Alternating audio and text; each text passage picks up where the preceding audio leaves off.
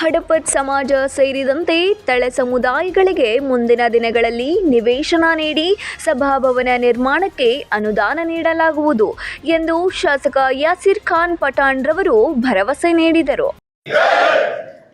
ಹಡಪದಪ್ಪಣ್ಣನವರವರಿಗೆ, ಸಂಗನ ಬಸವ ಶ್ರೀಗಳಿಗೆ ಈ ದಿನ ಶ್ರೀ ಹಡಪದಪ್ಪಣ ಸಮಾಜ ಸೇವಾ ಸಂಘ ಶಿಗ್ಗಾಂವ್ ಕುನ್ನೂರು ನಿರಲ್ಗಿ ಪಟ್ಟಣದ ಅಂಬೇಡ್ಕರ್ ನಗರದ ಅಂಬೇಡ್ಕರ್ ಸಭಾಭವನದಲ್ಲಿ ಹಡಪದ್ ಸಮಾಜದ ವತಿಯಿಂದ ಹಮ್ಮಿಕೊಂಡ ವಲಯ ಮಟ್ಟದ ಸಮಾವೇಶ ಹಾಗೂ ಸನ್ಮಾನ ಕಾರ್ಯಕ್ರಮದಲ್ಲಿ ಮಾತನಾಡಿದ ಅವರು, ತಾಲೂಕಿನಲ್ಲಿ ತಳ ಸಮುದಾಯದ ಏಳಿಗೆಗೆ ಪಣ ತೊಟ್ಟಿದ್ದೇನೆ. ಅವರ ಬೇಡಿಕೆಗಳನ್ನು ಈಡೇರಿಸಲಾಗುವುದು. ನಾನು ಸಹಿತ ಬಡ ಕುಟುಂಬದಲ್ಲಿ ಜನಿಸಿದ್ದು ಅವರ ಬೇಡಿಕೆಗಳ ಬಗ್ಗೆ ಗಮನವಿದೆ. ಸಣ್ಣವನಿದ್ದಾಗ ನಾನು ಸಹಿತ ಹಡಪದ್ ಸಮುದಾಯದ ಮನೆಯಲ್ಲಿ ಬೆಳೆದಿದ್ದೇನೆ.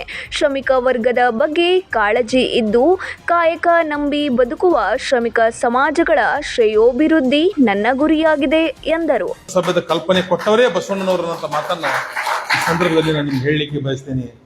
ಬಸವಣ್ಣನವರಿಗೆ ಅತಿ ಪ್ರಿಯವಾದ ವ್ಯಕ್ತಿ ಅಂದ್ರೆ ಹಡಪದಪ್ಪಣ್ಣನವರು.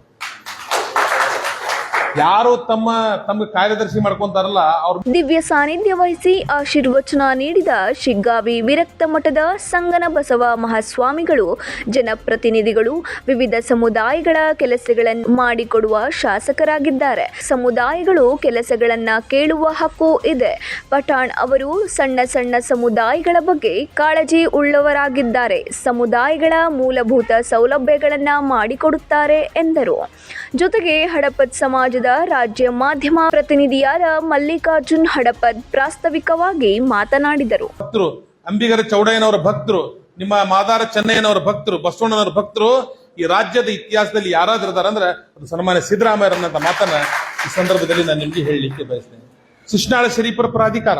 ಇದೇ ಸಂದರ್ಭದಲ್ಲಿ ತಾಲೂಕಾ ಹಡಪದ್ ಸಮಾಜದ ವತಿಯಿಂದ ಶಾಸಕ ಯಾಸಿರ್ ಖಾನ್ ಪಠಾಣ್ ಅವರನ್ನ ಸನ್ಮಾನಿಸಲಾಯಿತು. ಈ ಸಂದರ್ಭದಲ್ಲಿ ಶಿಗ್ಗಾವಿ ತಾಲೂಕಾ ನೂತನ ಹಡಪದ್ ಸಮಾಜದ ಅಧ್ಯಕ್ಷರಾದ ಮಂಜುನಾಥ್ ಕ್ಷೌರದ್ ಅಧ್ಯಕ್ಷತೆಯನ್ನ ವಹಿಸಿದ್ದರು.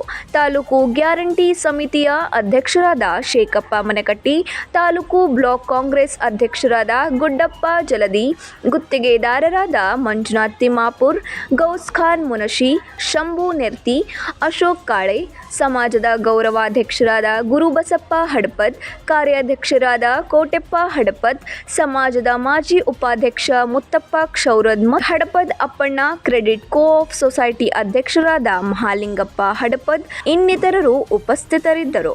Suresh Aligar, 9 live news, Shiggavi.